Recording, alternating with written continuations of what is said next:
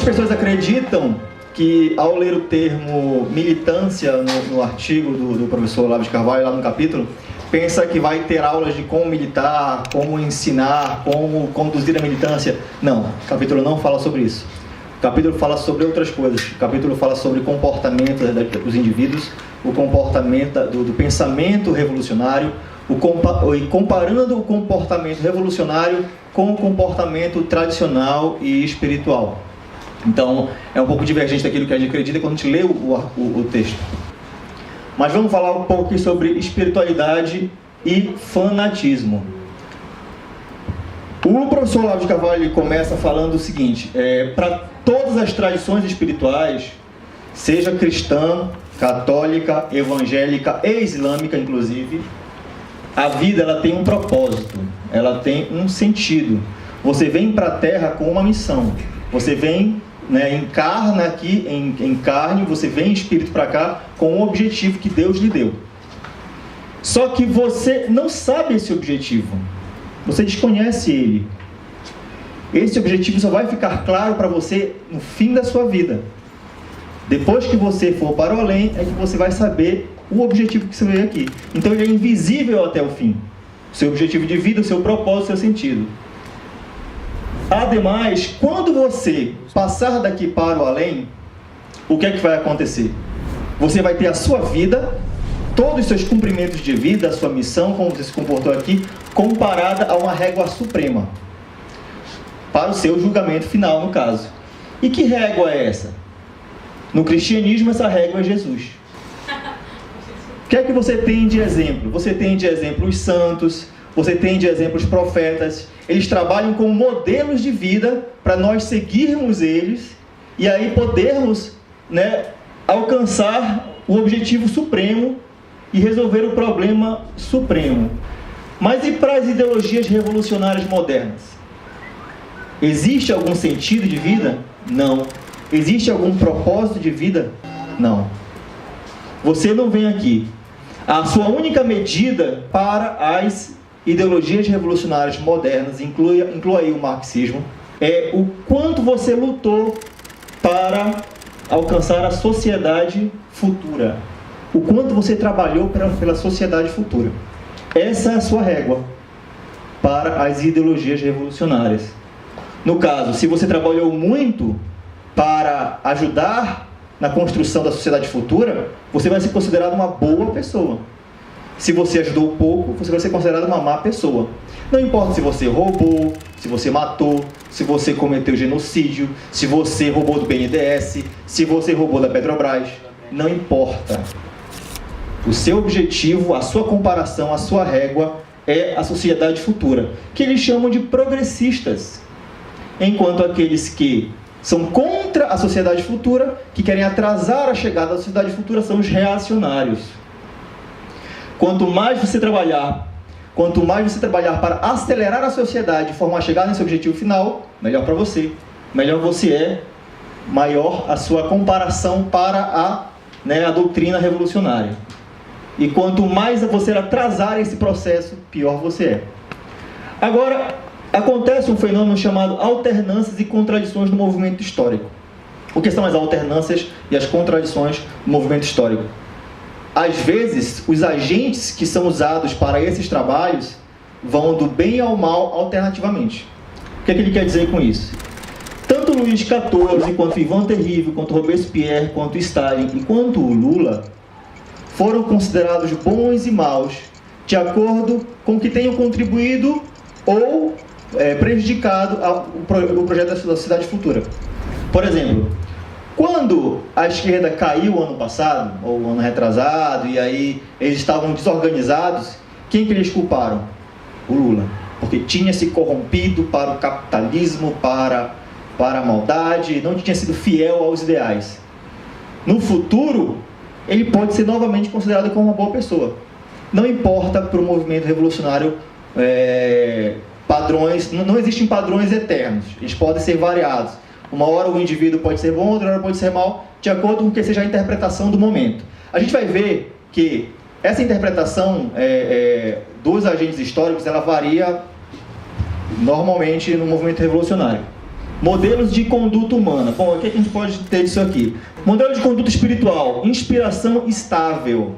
Ou seja, aquilo que inspira o homem, os seus padrões religiosos, os seus padrões tradicionais, aquilo que ele acredita, se mantém. Independente do que foi na Idade Média ou na Idade Moderna, a crença no homem, aquilo que ele acredita, continua se mantendo. Já para o homem revolucionário, a inspiração é móvel. Ele vai de acordo com o cotidiano. Hoje em dia o feminismo é bom, amanhã o feminismo é ruim. Hoje em dia nós temos que confiar no proletário, amanhã nós temos que confiar no lumpen proletário. A inspiração deles é variável, não é eterna, não se mantém. A conduta do homem espiritual é independente da época e do meio. Ou seja, se a sociedade quer corromper os indivíduos, se a sociedade quer corromper os jovens, quer sensualizá-lo ou quer prejudicá-lo, ele se mantém assim. Ele se mantém independente da sua época e do seu meio. Essa é a conduta do homem espiritual. Já a conduta do homem revolucionário, ele precisa do consenso dos seus contemporâneos. O meio em que ele vive, os seus amigos, os seus colegas de escola, de trabalho, eles têm que aceitá-lo. Ele tem que se modificar para poder ser aceito. Para o homem espiritual, a perfeição ele tem que buscar na vida de agora. Ele não busca a perfeição na sociedade futura. Já o homem revolucionário, ele busca a perfeição na sociedade futura. O homem espiritual, ele busca fazer o bem para as pessoas agora. Mas o homem revolucionário, ele quer fazer o bem para gerações futuras. Independente, sem se preocupar em fazer o mal para a geração atual. Se a sociedade tem que se desfazer, se a sociedade tem que ser destruída, se o homem tem que ser corrompido, isso tudo é para gerar um homem novo, para a geração futura. Essa é a única preocupação do homem revolucionário. O homem espiritual, ele tem como destinatário dos seus trabalhos, em sua bondade, o presente, os homens presentes. Tipo assim, eu quero fazer bem para as pessoas que estão em volta de mim. Eu quero ajudá-las. Já para o revolucionário, basta com que ele faça a bondade para os representantes dos destinatários.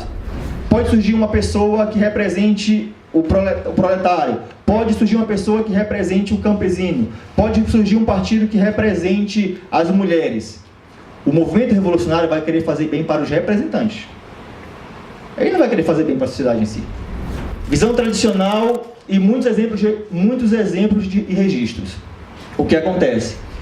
Se nós formos estudar a história, nós vamos ver que na história da humanidade existem vários exemplos de homens bons, homens que fizeram milagres, homens santos, e isso está registrado historicamente. Isso aconteceu. Você pode contabilizar. Agora eu pergunto para vocês, quantas sociedades perfeitas o movimento revolucionário já construiu? Nenhuma. Nenhum exemplo de sociedade perfeita. Enquanto que o homem tradicional, de visão espiritual, existiu, e a gente pode somá-lo na história, a gente não vê isso na sociedade, no homem revolucionário. Virtude essencial de unidade de coerência. Você vê que a virtude do homem espiritual, como por exemplo a piedade, a generosidade e a piedade, acho que é piedade, sinceridade que está escrito ali, são coisas que você pode pegar, não são coisas abstratas, são coisas que existem de verdade, que você vê acontecerem. Já para o homem revolucionário, a única virtude é a virtude em prol do partido, é a virtude em prol da causa. Então, aquilo que a gente estava falando anteriormente, a alternância dos movimentos históricos. O que o homem faz hoje do movimento revolucionário é bom e pode ser ruim. A caridade para o homem revolucionário pode ser uma coisa boa, mas se for feito por outra pessoa pode ser ruim. Aqui ele fala aqui, dá um exemplo aqui, ó. Virtudes ocasionais, utilitárias e instrumentais. Todo e qualquer trabalho para o movimento revolucionário é em prol do partido, é em prol da causa, não é em prol de fazer o bem. A gente viu no dia 28, a tal da greve geral, a CUT falando mal do Lula, em plena Avenida Paulista. Né? E ao mesmo tempo, no depoimento do Lula, ele era endeusado. Perfeito. Então, de um lado, eles captam pessoas que estão com ódio do Lula, e do outro lado eles captam os que apoiam, eles vão captando Perfeito. daqui e dali. O importante é a causa do partido. O que acontece? Quando a gente discute a questão de militância, mas a gente acaba discutindo muito esquerda. Por quê? que nós não temos uma direita estruturada e formada no Brasil. Nós não temos ainda militância de direita formada para poder discutir também o posicionamento contrário que a gente vê aqui. Então não tem como a gente discutir militância tentando trabalhar isso de uma maneira igual para os dois polos, né?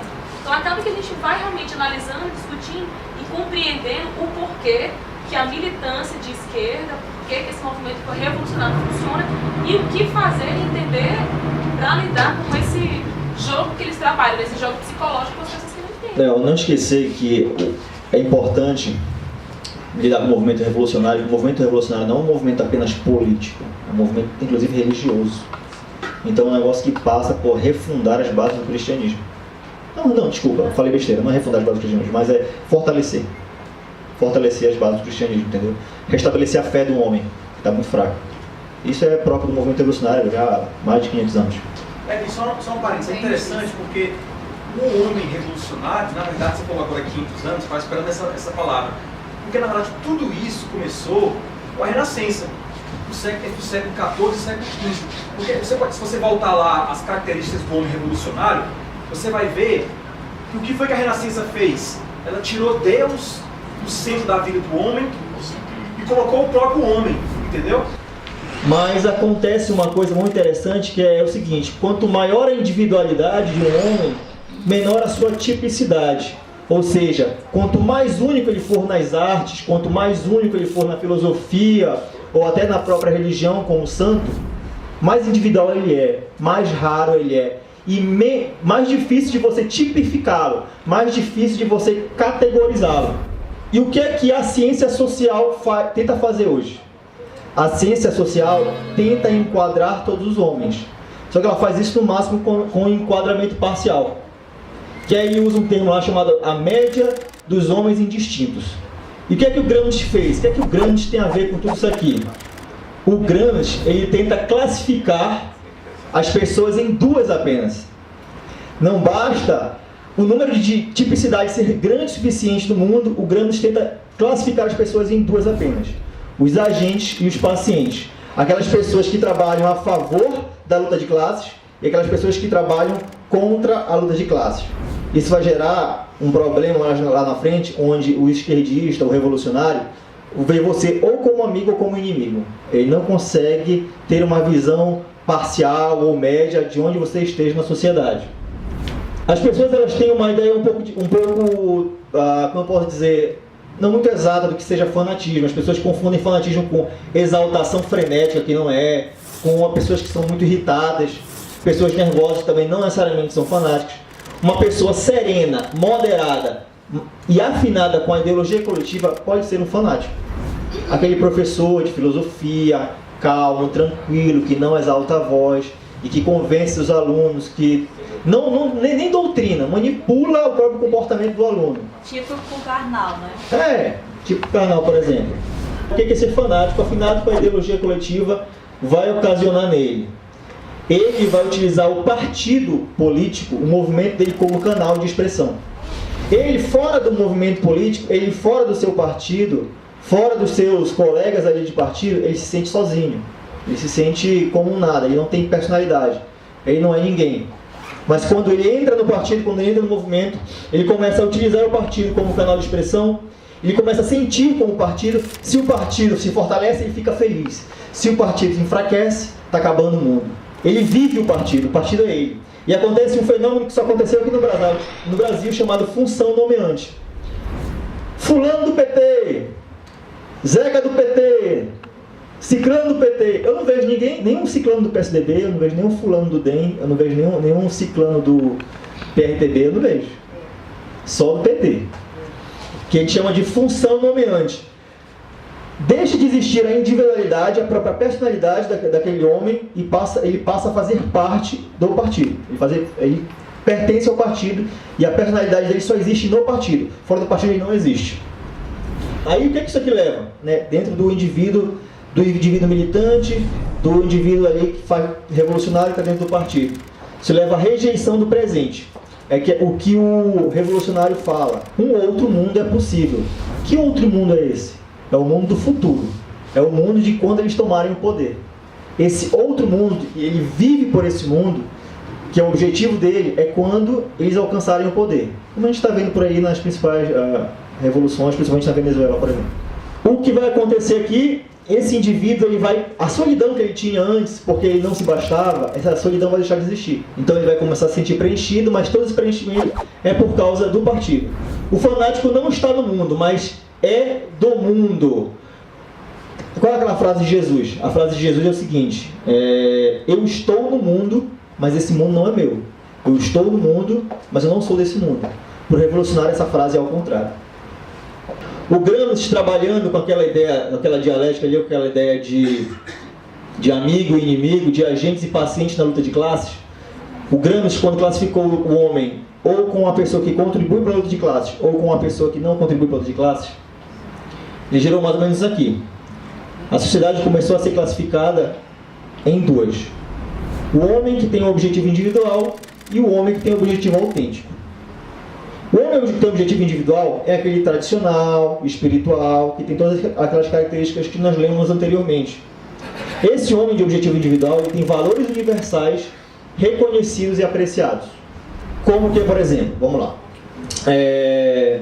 a minha profissão é trabalhar com navio, né? E eu gosto de trabalhar com navio, né? O Aloysio, aqui meu amigo, ele é advogado, ele gosta de trabalhar com advocacia. Eu respeito ele, porque ele ama isso. Eu acredito que ele me respeite, porque eu gosto, eu sei o que eu faço, eu gosto do que eu faço.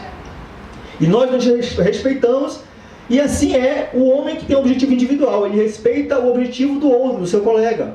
Existem pessoas que têm muitos objetivos, existem pessoas que querem viver a vida, que têm vários objetivos, que querem trabalhar com várias coisas. Essas também continuam sendo respeitadas. Mas o revolucionário, ele não respeita isso. Ele não respeita o seu objetivo individual. O seu objetivo individual é um egoísmo pequeno burguês. É uma coisa ruim. Se o seu objetivo não é em prol do movimento do partido, ele não serve para nada. O homem revolucionário acredita que o objetivo dele que é o objetivo autêntico. E o homem revolucionário só tem um valor, só tem um objetivo, que é a meta do partido. O que tem que ser feito em prol do partido. Então vocês vão ver que eles vão substituindo a religião, né, a espiritualidade, a crença em Deus, por uma religião política mesmo, né? Acreditar apenas no partido e nada mais.